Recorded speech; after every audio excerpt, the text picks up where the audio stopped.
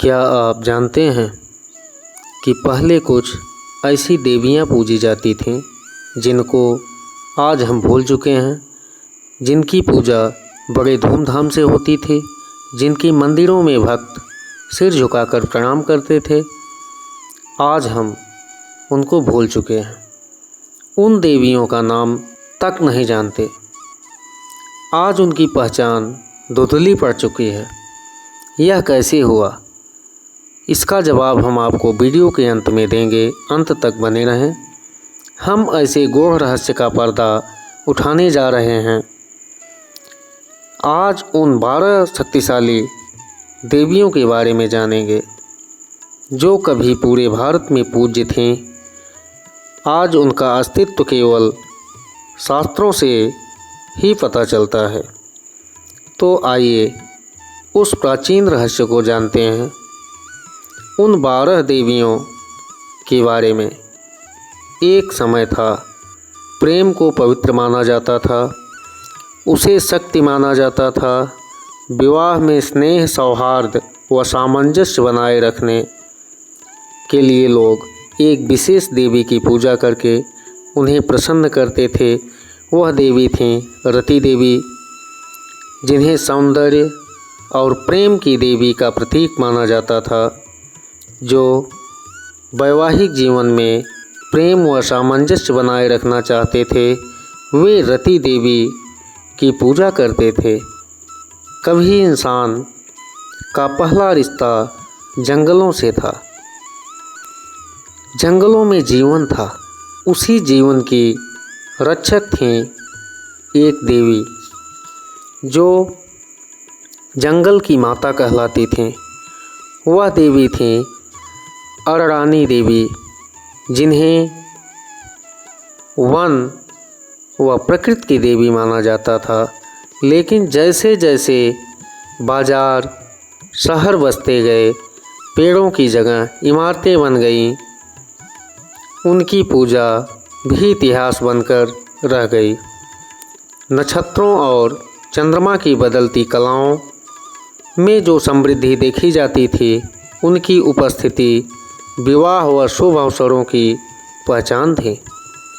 वह देवी थीं रोहिणी देवी, जिनको नक्षत्रों और चंद्रमा की देवी का प्रतीक माना जाता था। पर जैसे जैसे खगोलीय गणनाएँ सरल होती गईं, वह देवी मात्र नक्षत्र तिथि बनकर रह गईं। रोहिणी देवी की पूजा अब लुप्त हो गई। अब केवल ज्योतिषीय संदर्भों व ग्रंथों तक सिमट कर रह गई। भाग्य और नीति की देवी, वेदों में धर्म, भाग्य, सही आचरण की देवी, वे न्याय व नीति की देवी थीं। भाग्य को सुधारने के लिए टोटकों व अन्य पूजा पाठ से होने लगा, जिससे नीति की देवी की पूजा बंद हो गई। इनका नाम ग्रंथों में पाया जाता है, लेकिन लोग भूल चुके हैं। रात्रि की देवी यमी, जो मृत्यु के देवता यमराज की बहन थी, जो शांति, विश्राम व आत्मचिंतन की देवी थीं। लेकिन कालांतर में इनकी पूजा पूर्ण रूप से समाप्त हो गई। मानसा देवी, सर्प और विष से रक्षा करने वाली देवी, इनकी पूजा का प्रचलन ग्रामीण इलाकों व उत्तर भारत में था, जहां सर्पदंश एक आम समस्या थी। लोग रक्षा के लिए इनकी पूजा करते थे, लेकिन समय के साथ यह धार्मिक आस्था कमज़ोर हुई। अब उनकी पूजा सीमित क्षेत्रों में ही होती है। बीमारियों से बचने वाली माँ शीतला देवी, इनको चेचक व संक्रामक बीमारियों से रक्षा के लिए इनको पूजा जाता था। प्राचीन समय में जब चिकित्सा सुविधाएं सीमित थीं, तब लोग महामारियों से बचने के लिए उनकी आराधना करते थे। अब इनकी भी पूजा सीमित स्तर पर ही होती है। वज्रेश्वरी देवी, तंत्र साधना की देवी, इन्हें दिव्य ऊर्जा व शक्ति का अवतार माना जाता था। विशेष रूप में तांत्रिक उनकी आराधना करते थे। अब तंत्र विद्या को समाज में गलत देखा जाने लगा, गलत नज़रिए से देखा जाने लगा, इसे अंधविश्वास समझा जाने लगा। आम लोगों के बीच इनकी भी पहचान विलुप्त हो गई। छिन्नमस्ता देवी, इन्हें आत्म बलिदान की देवी के रूप में पूजा जाता था। वह स्वयं अपना सर काटकर रक्तधारा बहाती थी।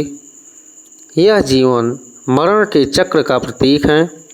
इनके भयानक रूप से समाज में डर व गलत धारणाएं पनप गईं। लोगों ने पूजा से दूरी बना ली। तांत्रिक उपासनाओं में ही इनकी पूजा देखने को मिलती है। जनवी गंगा का पुराना रूप। जनवी पहले उनकी पूजा गंगा के विशिष्ट रूप में होती थी, पर अब उन्हें भुला दिया गया और गंगा की पूजा ही मुख्य रूप से प्रचलित रह गई। षष्ठी देवी, षष्ठी देवी, इनको नवजात शिशुओं व मातृत्व की देवी के रूप में जाना जाता है। बंगाल, बिहार, पूर्वी भारत में उनकी पूजा का विशेष प्रचलन था। पुराने समय में प्रसव के 6वें दिन षष्ठी पूजन किया जाता था, लेकिन आधुनिक चिकित्सा व अलग जीवन शैली के कारण बंद हो गई। कुछ ग्रामीण इलाकों में अब भी षष्ठी माता की पूजा की जाती है, लेकिन शहर में इनकी मान्यता सामान्यतया समाप्त हो गई है।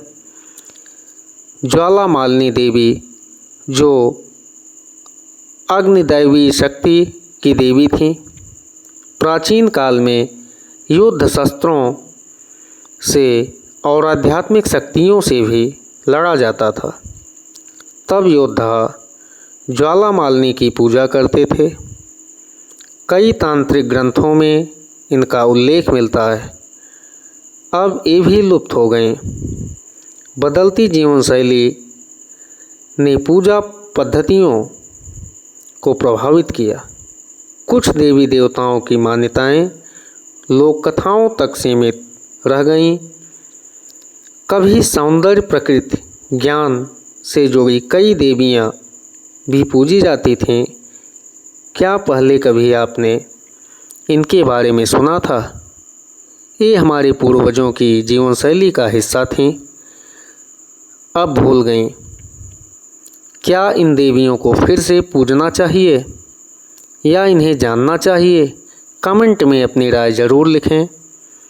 यदि आपको ये जानकारी अच्छी लगी हो तो वीडियो को लाइक व शेयर करें, जिससे जानकारी और लोगों तक जाए, इस छिपी हुई कहानी को जान सकें।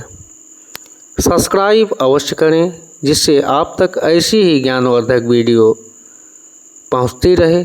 जय मां विंध्यवासिनी।